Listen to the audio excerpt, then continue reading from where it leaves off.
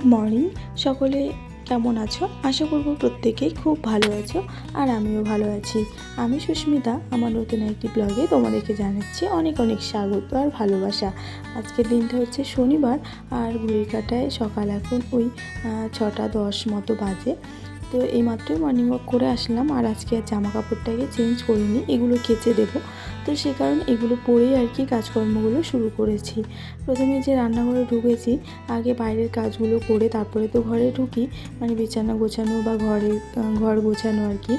তো সেক্ষেত্রে আজকেও এই যে রান্নাঘর ঝেড়ে পুরো ডাইনিংটা ঝেড়ে নেব, তারপরে হচ্ছে তোমার ঘরে যাব, ঘর দোর গুছিয়ে একেবারে মুছে নেব। তো চলো ব্লগটা এগোনো যাক। আশা করব আজকের ব্লগটাও তোমাদের একটু হলেও ভালো লাগবে।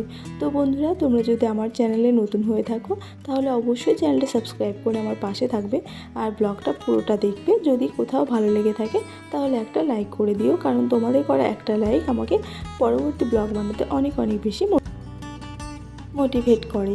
তো চলো ব্লগটা এগোনো যাক।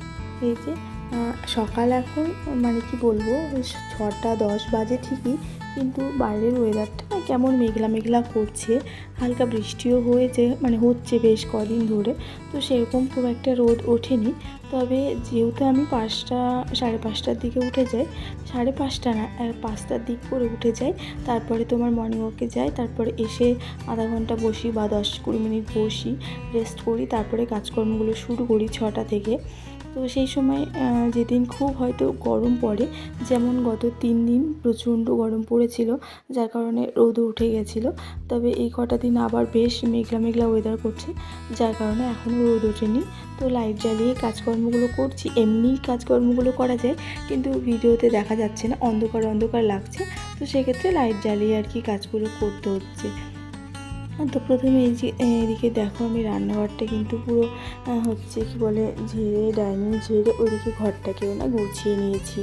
আর ঘর গোছানোটা আজকে তোমাদের সঙ্গে শেয়ার করলাম না, তার কারণ আমার ভাই এসেছে কালকে বিকেলবেলা, মানে সন্ধ্যা হয়ে গেছে ওর আস্তে আস্তে। তো মামা আর ভাই ঘুমিয়ে আছে। এইদিকে দেখো, এই যে আমি ঘর দোর পুরো ঝেড়ে মুছে স্নান করে চলে এসেছি, বাসি কাজগুলো কমপ্লিট করে। আর ওরা এখনও ঘুমিয়ে আছে, মানে উঠে পড়েছে কিন্তু গড়াগড়ি দিচ্ছে।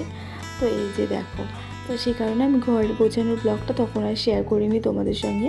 বিছানাটা যদিও গোছানো হয়নি, আর বিছানা গোছানো না হলে ঘরটা কিসেরই বা গোছানো বলো, মানে বিছানাটাই হচ্ছে ঘরের মেইন অ্যাট্রাকশান। তো বিছানা গোছানো না থাকলে মনে হয় পুরো ঘরটাই এলোমেলো। তো যাই হোক, ওরা উঠে যাক, আর আমি এদিকে স্নান ধান করে নিয়েছি। এবার রান্নাঘরে ঢুকবো, রান্না করব। আজকে হচ্ছে যাব আমার নিজস্ব কাজেও যাব, আর ভাই এসেছে মেনলি হচ্ছে ডক্টর দেখাতে, তো ওকেও ডাক্তারটা দেখাবো। তো সেক্ষেত্রে এক হাতেই মানে বেরিয়ে পড়বো সবাই মিলে। আমি কাজকর্ম কমপ্লিট করে তারপরে ওকে ডাক্তারের কাছে নিয়ে যাব, আর ওই দিক দিয়ে তোমাদের দাদাভাই তাড়াতাড়ি চলে আসবে কাছ থেকে। তো দেখি, আমি যদি সময় পাই তবে আমি যাব, নয়তো তোমাদের দাদাভাই যাবে। তো এদিকে দেখো, এই যে চা বসিয়ে দিয়েছি, আর অলরেডি আমার কিন্তু ভাত হয়ে গেছে। সবজি করব, ভাত আর রুটিটা হয়ে গেছে, এখন শুধু সবজিগুলো করব, তাহলেই হয়ে যাবে। তো তার আগে যেদিকে চা বসিয়েছি, আর এখানে বসিয়েছি আলু আর মিষ্টি কুমড়ো, আর এই যে ভাজা বলতে পারো বা কুমড়ো ছেঁচকি বলতে পারো। তো এটা দিয়ে রুটিটা খাওয়া হবে, আর ভাতের সঙ্গে ডাল আর একটা সবজি করব। সেটা দিয়ে একেবারে রান্নাটা করে নিই সকালবেলায়, কারণ আমার তো আসতে সেই বিকেল 4টে 5টা বেজে যায়। তখন এসে রান্না করব না খাবো না কি করব বলো। তো খাবার নিয়ে যাব না আজকে, এসে হচ্ছে তোমার খাবো। আর এদিকে করব কাঁচা টমেটোর ঝাল। এইগুলো হচ্ছে আমাদের বাড়ির টমেটো, জানো তো, প্রচুর পরিমাণে ধরেছে গাছে।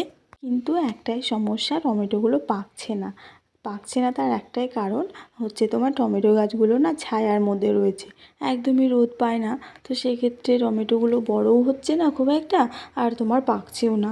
তবে রোদে দেখ কিছু গাছ লাগালে না বেশ ভালো হয়, সেগুলো ছায়ার জন্য টমেটো গাছগুলো বেকার হয়ে গেছে। বেকার বলতে প্রচুর পরিমাণে গাছে টমেটো আছে, কিন্তু টমেটোগুলো না বড় হচ্ছে না পাকছে। তো যাই হোক, যেটাই হচ্ছে বাড়ির খাওয়া হবে। তো চলো দেখি তরকারিগুলো হতে থাক, আর আমি এদিকে রান্নাবান্না মানে চাটা আর কি খেয়ে নিই। তোমাদের দাদাভাই সকালে চলে এসেছে, সকলে একদম হাত মুখ ধুয়ে ফ্রেশ হয়ে নিয়েছে। তো চলো 3 কাপ চা নিয়ে নিয়েছি আমার, তোমাদের দাদাভাই আর হচ্ছে আমার ভাইয়ের জন্য। আর আগের দিন আসার পথে এই যে বিস্কিটগুলো নিয়ে এসেছি, বাখর টাইপের বিস্কুট এগুলো ছোট ছোট। বড়গুলো ভালো লাগে খেতে, ছোটোগুলো কেমন লাগবে জানি না। তো চলো চায়ের সঙ্গে খাওয়া যাক। আর ভাই আসার সময় এই যে নিমকি এনেছে, এই যে 2 প্যাকেট, আর এই বিস্কিটটা কালকে এনেছি আমি। তো যাই হোক, মামামের তো ভীষণ পছন্দের নিমকিটা। তো বন্ধুরা, এবার হচ্ছে চা খাওয়া দাওয়ার পর আমার কিন্তু ওদিকে রান্নাঘরের সব কাজ আমি কমপ্লিট করে নিয়েছি। প্রচণ্ড তাড়ার মধ্যে আছি, কারণ 10টা অলরেডি বাজতে যায়। এখন হচ্ছে ওদের খাওয়া দাওয়া হয়ে গেছে, খাবারও দিয়ে দিয়েছি। এখন আমি এবার বিছানাটা গুছিয়ে রেডি হয়ে আমি এক মুঠ খেয়ে তারপরে বেরোবো। তো চলো, এই যে ঝটপট বিছানাটাকেও গুছিয়ে নিয়েছি। আর ওইদিকে মানে একটু আজকে সময় লাগবে, বাইরেও কাজ আছে কিছুটা, যেমন ভাইকে ডাক্তার দেখাবো, আমাদেরও টুকিটাকি কাজ আছে, তো সেগুলো করব। তো চলো কতদূর কী করতে পারি জানি না, ব্লগ পরে আর শুরু করতে পারবো কি না। ওইদিকে ওরাও রেডি হচ্ছে। তো এদিকে বিছানা গোছানো অলমোস্ট হয়ে গেছে, তারপর আমরা পুরো রেডি হয়ে এই যে বেরিয়ে পড়েছি। আমি আর হচ্ছে ভাই আর মাম্মাম, আমরা 3জন যাচ্ছি এখান থেকে। আর তোমাদের দাদাভাই ওই দিক দিয়ে চলে আসবে কাজের থেকে। তো যাই হোক, এটা হচ্ছে নেক্সট দিন, রবিবার। রবিবারটা আবার ব্লগ শুরু করেছি, সেদিন আর ব্লগ কন্টিনিউ করতে পারিনি। তো চলো 2 দিনের ব্লগ একদিনে তোমাদের সঙ্গে শেয়ার করব। তো রবিবারটা ভেবেছি পুরো ঘরটা ডিপ ক্লিনিং করব। মানে চৈত্র মাসের সংক্রান্তির আগে যে ঘর ডিপ ক্লিনিংয়ের কাজ থাকে, তো সেটাই আজকে শুরু করেছি। তবে আমার না গন্ডগোল হয়ে গেছে জানো তো, মানে প্রচণ্ড তাড়াহুড়োর মধ্যে কাজগুলো করছিলাম। তো তারপরে যখন ক্যালেন্ডারটা দেখলাম যে এখনও সপ্তাহখানেক মতো বাকি আছে সংক্রান্তির আগের দিন, মানে সংক্রান্তি আসতে, চৈত্র সংক্রান্তি।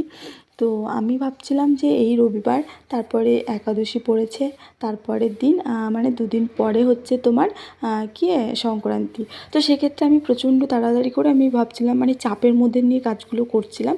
তো তারপর যখন ভালো করে ক্যালেন্ডারটা দেখলাম যে মানে 1 সপ্তাহ মতো রয়েছে। তো যাই হোক, কী আর করা যাবে, কাজগুলো আমার হয়েই থাকলো আগে থেকে। এমনিতেই সময় পাচ্ছি না। তো সকালবেলায় ঘুম থেকে আজকে একটু দেরি করে উঠেছি।